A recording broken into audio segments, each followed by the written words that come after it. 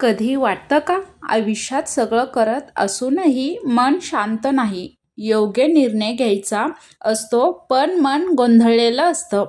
अशा वेळी एकच ग्रंथ आपल्याला हातात शांतता आणतो, तो म्हणजे भगवद्गीता. चला आज पाहूया गीता आपल्याला आयुष्य कसं जगायला शिकवते आणि कर्म म्हणजे खरं तर काय असतं हे आपल्याला चांगल्या रीतीने समजतं. तर भगवद्गीता हा ग्रंथ मराठीमध्ये जाणून घ्यायचा असेल तर आपल्या चॅनलवर व्हिडिओ टाकलेले आहेत. आपण अनेकदा विचार करतो आयुष्यात इतक्या समस्या का येतात, योग्य निर्णय कसा घ्यावा, मन शांत कसं ठेवावं, याचं उत्तर हजारो वर्षापूर्वी भगवद्गीतेत दिलेलं आहे. आज आपण जाणून घेऊ गीतेतील काही अमूल्य शिकवणी आणि त्या आपल्या आयुष्यात कशा वापरायच्या.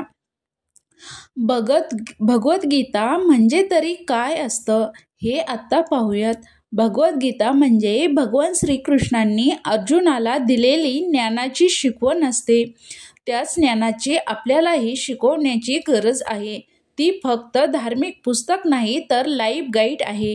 गीतेत कर्म, आत्मज्ञान, श्रद्धा आणि शांतता या सगळ्यांचा खोल अर्थ सांगितलेला आहे. तरी नक्कीच चॅनलवरील व्हिडिओ पहा. गीता आपल्याला काय शिकवते? कर्म कर, फळाची अपेक्षा ठेवू नको.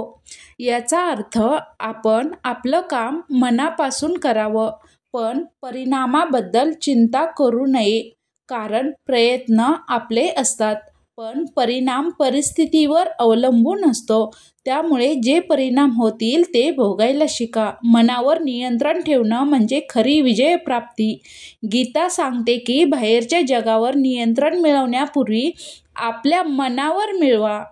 कर्तव्य हाच धर्म आहे. आपण कोणतंही काम करत असू, विद्यार्थी, नोकरी, व्यवसाय, आपलं कर्तव्य प्रामाणिकपणे करणं हेच भगवद्गीतेचं मुख्य तत्त्व आहे. गीता आपल्या आयुष्यात कशी वापरावी? दररोज काही मिनिटं गीतेतील एक श्लोक वाचा आणि त्याचा अर्थ समजून घ्या. जरी वाचला नाही तरी त्याचे अर्थ तरी ऐका. स्वतःला विचारा, हे कर्म योग्य आहे का?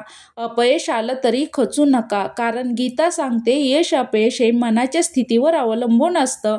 मन शांत ठेवण्यासाठी ध्यान करा आणि स्वतःवर संयम ठेवा. कर्म कसं करावं? कर्मयोग म्हणजे कर्म करत राहणं पण आसक्ती न ठेवणं. कामात 100% द्या पण मनात फक्त यशच मिळायलाच पाहिजे असं बंधन ठेवू नका. कारण खरी शांती परिणामात नाही, ती प्रयत्नात आहे. श्रीकृष्ण म्हणतात, कर्मण्येवाधिकारस्ते मा फलेषु कदाचन. म्हणजे तुझा अधिकार कर्मावर आहे, फळावर नाही.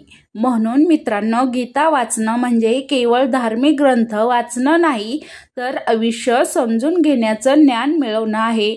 जेव्हा मन अस्थिर होतं तेव्हा गीता वाचा. तिथे प्रत्येक प्रश्नाचं उत्तर आहे. व्हिडिओ आवडला असेल तर लाईक करा, शेअर करा आणि सबस्क्राईब करा.